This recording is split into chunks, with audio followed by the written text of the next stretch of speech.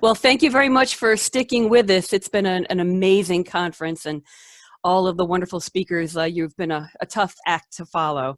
So I'm going to talk about something a little bit different about Tolkien and astronomy. And believe it or not, shocking, there is actually politics in the naming of features in the solar system and how Tolkien sort of got embroiled in that. It won't surprise any of you to hear that names were important to Tolkien.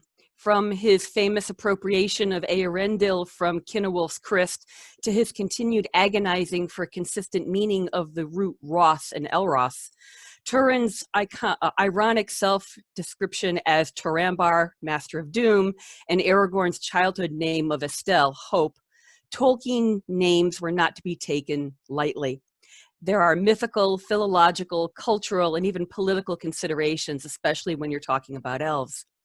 Tolkien's professional interest is apparent in the 1932 essay, The Name Nodens, in which he traces the name of an ancient king of Ireland and the name to an ancient king of Ireland and even further back etymologically to its Indo-European roots.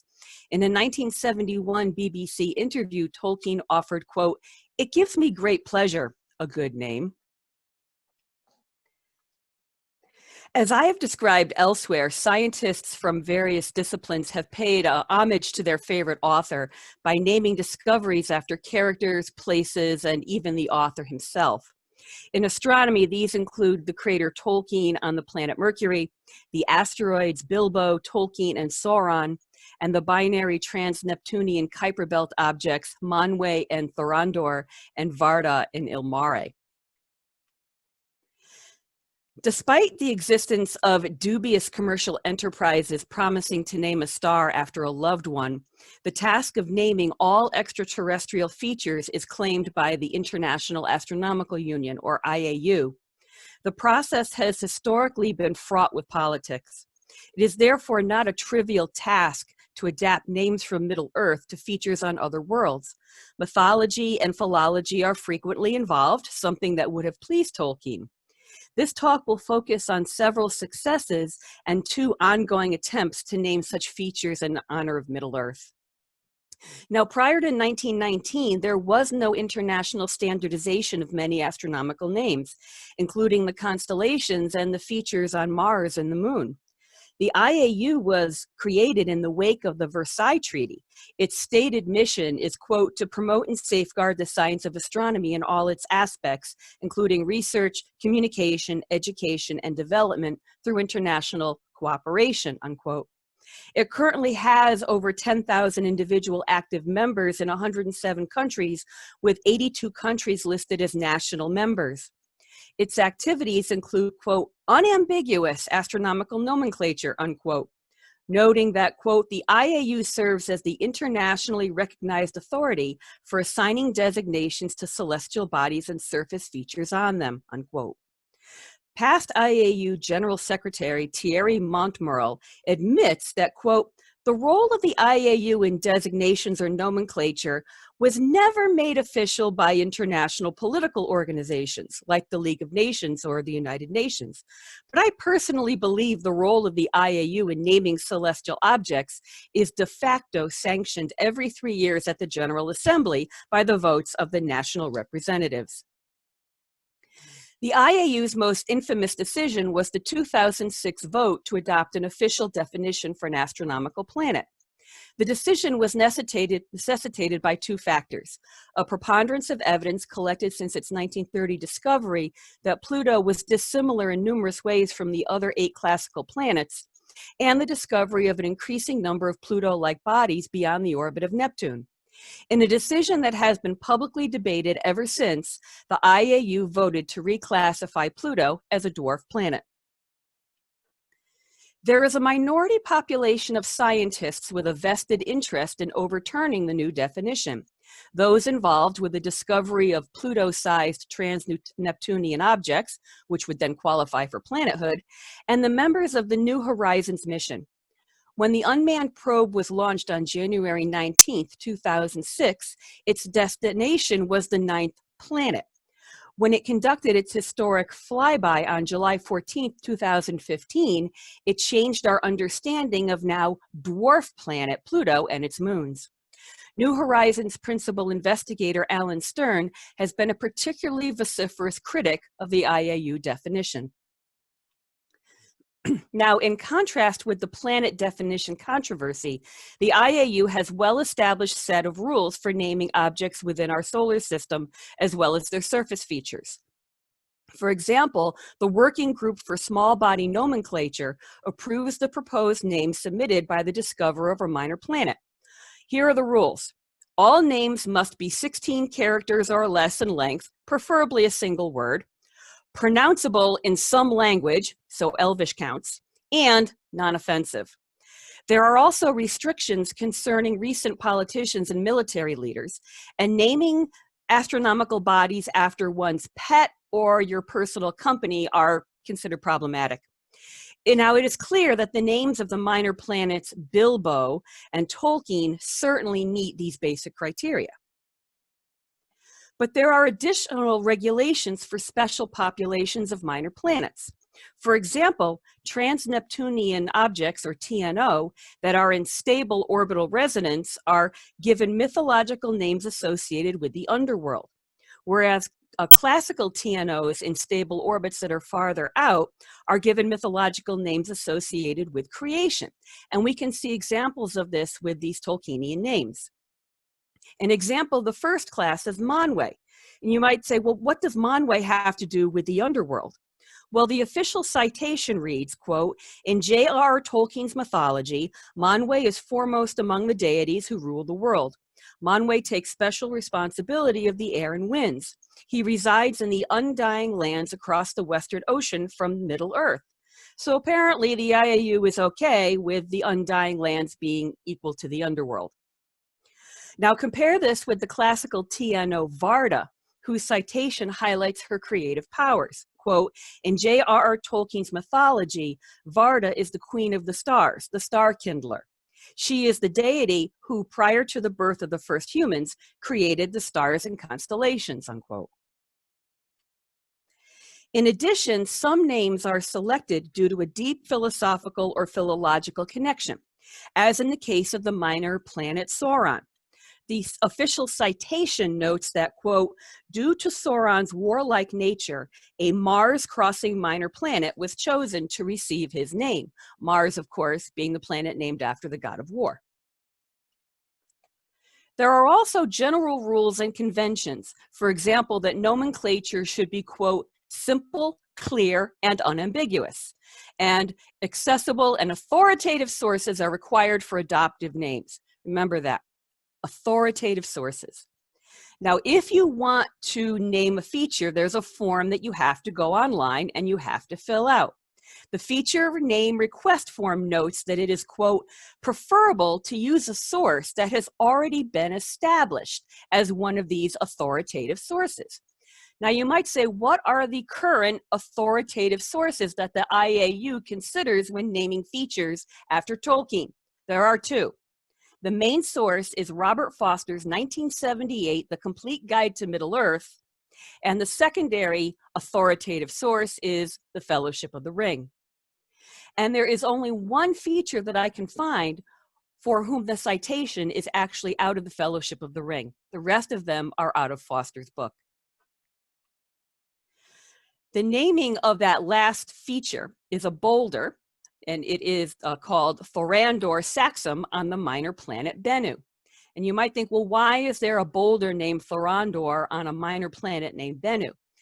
The surface features of every individual world follow a specific set of conventions or themes. Now, in the case of the asteroid Bennu, it is named after an Egyptian deity depicted as a heron. So all of the features on this asteroid are named for birds and bird-like creatures. Therefore, the great eagle Thorandor. Craters on the planet Mercury honor famous authors, artists, and musicians. And that's why Tolkien has a crater on Mercury. Another example is that nearly all of the features on the planet Venus are named after women. However, the IAU's reliance on secondary and tertiary sources for the verification of names has led them to violate their own rules in the case of several Venusian features. As I've demonstrated elsewhere, there are 6 features on Venus that are actually named after the same Tibetan Buddhist deity. It's therefore important to note, again, that the authoritative source for nearly all the Tolkienian names, as far as the IAU is concerned, is Foster's 1978 volume.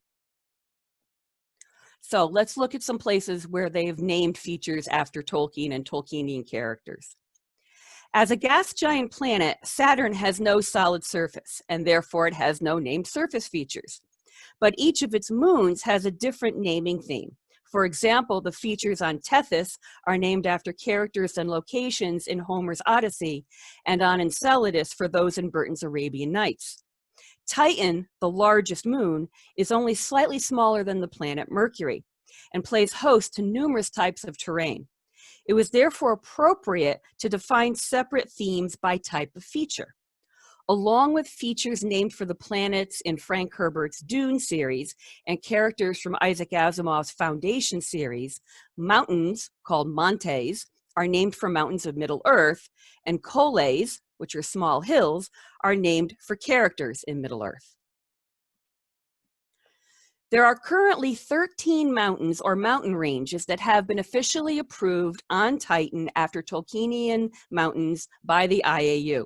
14 in total. 13 were officially accepted between 2011 and 12, and the 14th, Moria Montes, was added in 2015. And you can see on this map how many of them you can immediately recognize. Obviously, Erebor, Misty, Doom. The name for every one of these mountains is Foster's volume, each bearing the exact same origin statement. I just did a screen capture of this from the IAU website, and you can see that all the citations are absolutely identical. They say, quote, name of a mountain from Middle-earth, the fictional setting in the fantasy novels by J.R.R. Tolkien, with the exception of the last one, Moria Montes, which lists, quote, name of 3 massive peaks, the mountains of Moria, at the midpoint of the Misty Mountain range in Middle-earth, the fictional setting in the fantasy novels by J.R.R. Tolkien. Well, what about the small hills, the colles? The 6 named colles were named in 2 batches, with Foster's book as the authoritative reference for the names. A typical origin statement you can see is Faramir's, quote, wise man of nobility, character from Middle-earth, the fictional setting in fantasy novels of J.R.R. Tolkien. And so we have Arwen colles, Bilbo colles, Faramir, Gandalf, Handir, and Nimloth. Those were the names they picked. In his blog, Illusory Promise, Van Nolan strains to draw connections between the Cassini mission, largely responsible for mapping Titan, and Tolkien's mythology. The probe's controversial plutonium-powered thermoelectric generator is compared with the machination of Saruman, his misquote, not mine, the industrializer of green valleys with a mind of metal and wheels, while the choice of Arwen's name to grace hilly terrain is said to be, quote, in keeping with Titan's nomenclature's emphasis on deities of beauty. Now, the interesting Freudian slip withstanding, the only mention of beauty in the Titanian classification is for fluctus, flow terrain, which is named for deities of beauty. So he is making a connection between Arwen and beauty, which was not part of the naming system. Now, Nolan does make a valid point that NASA scientists have long quipped that Saturn is the true Lord of the Rings. For example, as Cassini neared Saturn in 2004, JPL director Charles Elachi offered, quote, our objective is very simple, to allow us to rewrite the story of the Lord of the Rings. Now, if the intention truly was to riff off Saturn as the Lord of the Rings, wouldn't it have made more sense to select characters more closely aligned with the ring rather than Handir and Nimloth, perhaps Isildur or Boromir or maybe even Gollum? Now, we do not know if these names were suggested and rejected for some reason, or if they lay in wait for their time to join the features that have already been approved. In the aftermath of the reclassification of Pluto, New Horizons' P.I. Stern had come into direct conflict with the IAU for his role in the creation of the Yuwengu website, a for-profit company that raised money for educational and scientific projects from 2012 to 2017 through the unofficial public naming of planets and other planets around other stars, and for craters on Mars for a, quote, research crowdfunding fee.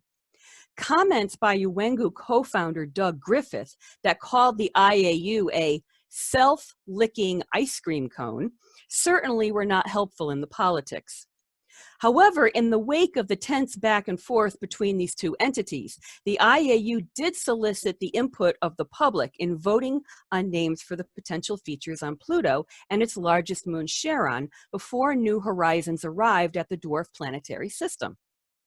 Now, all of the names had to obey the IAU rules for nomenclature, and they had to be associated with the established themes. The New Horizons team was responsible for considering the public's suggestions and for filling out the paperwork and making the formal recommendations.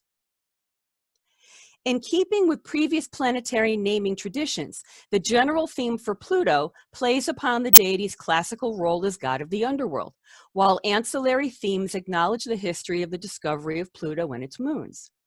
Its largest moon, Charon, has a theme of exploration and voyages. As remarkably detailed pictures streamed back from New Horizons, the mission scientists found themselves buried in an embarrassment of riches in terms of the number and diversity of the features found on these icy worlds. Now, knowing that official IAU designations were years away and they had to call these features something, the New Horizons team was quick to assign informal nicknames to many of the features. At first, based on shape, for example, the whale and the heart, and then assigning them informal names that would later show up on maps and in peer-reviewed scientific publications, necessitating the disclaimer, all feature names used in this paper are informal. For example, a line of dark features called maculae on Pluto, collectively dubbed the brass knuckles, was given informal names, including Meng Po, the goddess of forgetfulness in Chinese mythology, Balrog, a creature in J.R.R. Tolkien's Lord of the Rings books, and Vikubkame and Hunkame, death gods of Mayan mythology. A second dark spot on Pluto received a Tolkienian nickname, Morgoth.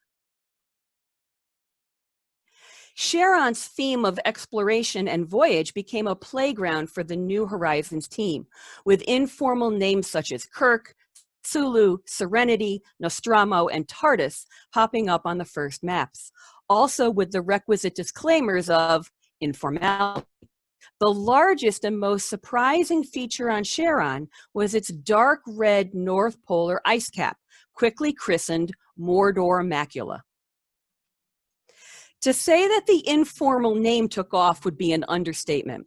An Instagram post from the Obama White House offered, quote, one does not simply fly 3 billion miles to take a photo of Mordor, the dark spot on the top of Pluto's moon Charon. An explanation for the coloration of Charon's North Polar ice cap came a year later, the seasonal migration of methane from Pluto to Charon and resulting interactions with ultraviolet light. The best appropriation of the explanation that I have found is Phil Plate's Sci-Fi Wire article, quote, it turns out methane can simply walk into Mordor. In August 2016, after the informal naming of many features had already been introduced to the public, the IAU's official committee tweaked the rules slightly with input from the New Horizons team and aligned specific themes with each type of feature. For example, Pluto's faculae, the bright spots, maculae, the dark spots, and sulci, furrows and ridges, were assigned to, quote, gods, goddesses, and other beings associated with the underworld from mythology, folklore, and literature, while Charon's maculae, plana, which means plains, and terrae, large land masses, were specified for, quote, destinations and milestones of fictional space and other exploration. But as of the writing of this paper, only 37 features have had their names officially adopted by the IAU on Pluto, and only 12 on Charon. No maculae have been sanctioned on either world, so the Tolkienian names remain in limbo. Now, one might argue that the IAU is concerned with blatantly popular culture-related names, as among the features that are still to be ratified include those from Doctor Who, Star Trek, Firefly, and other recent sci-fi media. However, the crater Dorothy is officially named for the character in The Wizard of Oz, Nemo is named for the captain of the fictional Nautilus, and Pirks for a spaceship pilot in the sci-fi stories of Stanislaus Lem. Former director Montmorel offers that, quote, remaining friction with the New Horizons team was not so much about the names themselves, but about the exact definition and borders of the features. But defining the borders of dark areas on a bright icy surface should be relatively cut and dry, don't you think? One problem is that there is no clear underworld in Tolkienian legendarium, although there are mines, caves, and subterranean lairs. The closest thing would be the halls of Mandos in terms of a shadowy region of the dead, although remember in the case of the trans-Neptunian object Manwe, the reference to the undying lands was apparently sufficient. If we look, however, at the Plutonian names that have been approved, and I've given you a sample here, they all clearly reference an underworld in their description. Now recall that the two officially approved sources for Tolkienian names are Foster's The Complete Guide to Middle-earth and The Fellowship of the Ring. Morgoth is problematic if one relies on these sources. Foster's brief entry does not reference his subterranean tendencies, although it does gloss the name as dark enemy of the world. The entry under Melkor, which the IAU technically does not have to consider, is also less than helpful. Indeed, if one takes Foster literally without knowing anything else about Tolkien, the line, quote, he searched in the void for the flame imperishable, could actually support the name Morgoth as an explorer, a category for features on Charon. Morgoth is only named once in the Fellowship of the Ring, in the phrase, a Balrog of Morgoth. Similarly, Foster notes that after the First Age, the Balrogs hid deep underground, but does not make a clear connection to an underworld, as in the Hadean realm of the dead. One would have to appeal to the god Pluto as the patron of mines and mining in order to make a case. And finally, Balrogs and Morgoth have far less connection to the undying lands than Manwe, especially if you use Foster as your main reference. Now, having failed to provide clear support for these names, what of Mordor Macula on Charon? Callie Arcali suggests that the northerly feature, quote, should be called Utumno, if you've read your Silmarillion, unquote. A curious statement, as both Mordor and Utumno were rarely intentional travel destinations in Middle-earth. And remember, travel destinations is what the theme is. Foster's entry is again less than supportive. Frodo's journey is not actually mentioned in the Foster entry. And Mordor is only a travel destination if one considers the Nazgul, who, quote, enter Mordor and begin the slow preparation of the land for the return of Sauron. The Fellowship of the Ring potentially saves the day, as Elrond finally reasons, quote, now at this last we must take a hard road, a road unseen. There lies our hope, if hope it be. To walk into peril, to Mordor. We must send the ring to the fire. There we have our travel destination, ladies and gentlemen. However, Frodo's was hardly a voyage of exploration. Now, if I were to be asked, and I assure you I have not, I would suggest two Tolkienian names as worthy of features on Charon. A crater for Eärendil, following the theme of fictional and mythological voyagers, travelers, and explorers, and Vingalat Chasmata, aligned with the theme of fictional and mythological vessels of space and other exploration. Remember that Eärendil sailed into the void. Now, while Foster's brief descriptions only make meager connections to exploration, Bilbo's poem in Rivendell, Eärendil was a mariner, clearly speaks for itself, and the Fellowship of the Ring is one of the two approved sources for Tolkienian names. In addition, while Earendil is generally connected with the planet Venus, remember that all features on Venus have to be named after women, thus rendering him ineligible for Venusian honors. As Treebeard explains to the hobbits, quote, "Real names tell you the story of the things they belong to in my language. The features of Pluto and Charon have so far failed to reveal their real names to us, but perhaps our entish patience will be rewarded eventually." Thank you.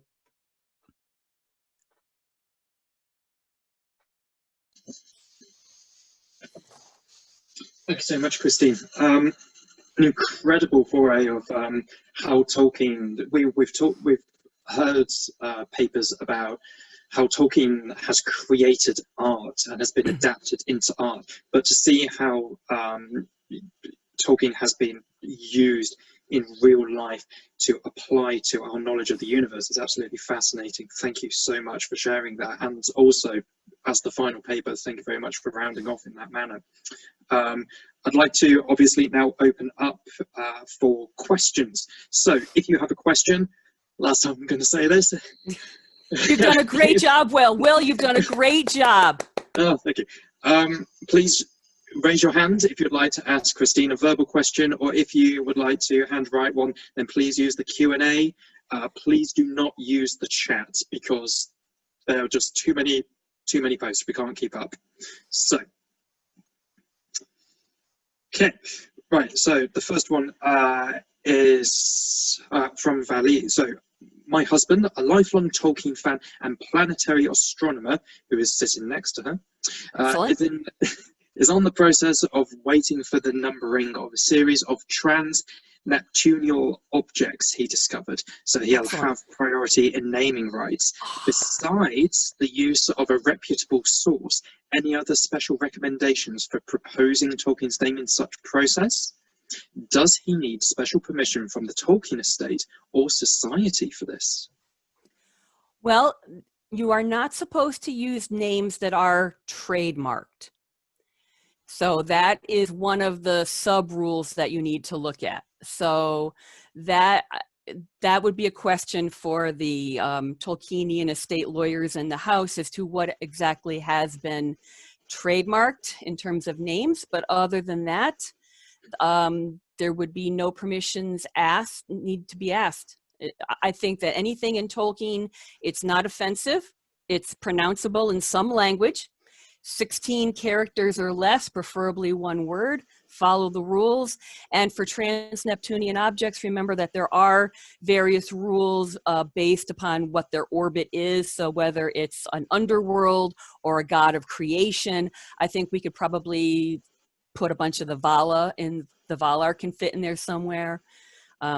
So yeah, I'd like to see Nienna get something. I'll put a plug in for Nienna. Super, thank you. And we have another question from Alan about using names from a different perspective. It seems that Tolkien was even bothered by people using names without permission. From letter 258, I wish that copyright could protect names as well as extracts. It is a form of invention that I take a great deal of trouble over and pleasure in, and really it is quite as difficult, often more so, as, say, lines of verse, end quote. From homes, boats, and even cats, Tolkien seemed not to want his names used for other things. Do we try to reconcile the use of these names with Tolkien's concerns? And if so, how? I would say that there's a difference between naming a cat after Bilbo and naming a piece of the cosmos. And I think Tolkien would recognize the difference. I would like to think that he would recognize the difference. Okay, thank you. Next question from Jenny as well. So Jenny has a two-part question. So firstly, could the powers that be persuaded to use a different source to foster? And if so, what should it be? somebody has to, what would have to happen is in the form, and there's a form that you fill out online that you put in to make suggestions for the features. For bodies, I think the form's different. You would have to suggest a different resource. So for example, Foster's was the one for 90-something%, and somebody used the Fellowship of the Ring. So you would probably the first time have to say, this is the source and this is why it's considered an important source. I somehow don't think the IAU would be disgruntled by using The Hobbit, you know, any of the obviously the Two Towers, The Return of the King, the Silmarillion they might not have heard of, and you might have to write a little justification. I don't know that we want to get into the weeds of the history of Middle Earth. I personally, if we could just get the rest of the Lord of the Rings volumes and the Silmarillion in there and use those, I think we would be in a much better place. Pick your battles. Okay. Perhaps a more personal question from Robert. Have you submitted your name ideas to the IAU?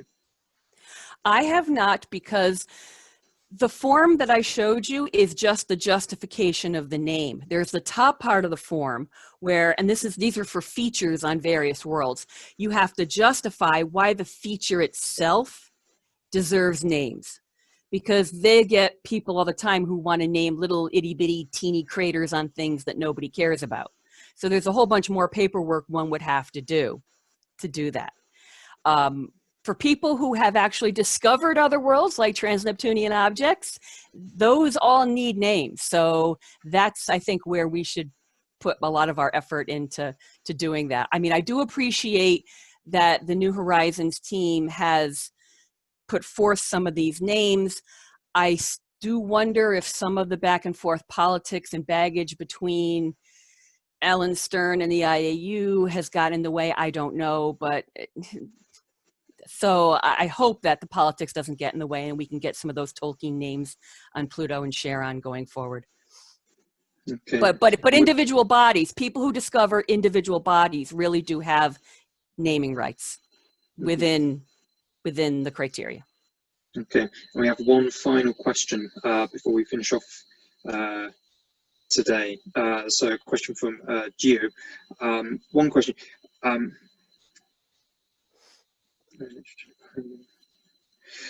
Okay, so could you use Elvish names? I think so, like new Elvish names concerning the characteristics of the object. It has to be pronounceable in some language. They didn't say real world language, they said pronounceable in some language. So I'm sure you could get them on the technicality. If we have people who speak, we have Elvish linguists, so I think we could win that battle if we wanted to. I suppose as well we could push that a little bit by saying words like Morgoth are actually Elvish. So if you're using those words and those root words, you are actually using Elvish as well. That's right. So I'd perhaps push Joe's question further by saying, could we use Kurzdal and Black Speech, you know, these various languages that Tolkien worked on. But yeah, excellent. Thank you so much, Kristine, for rounding off our day of papers. So thank you very much.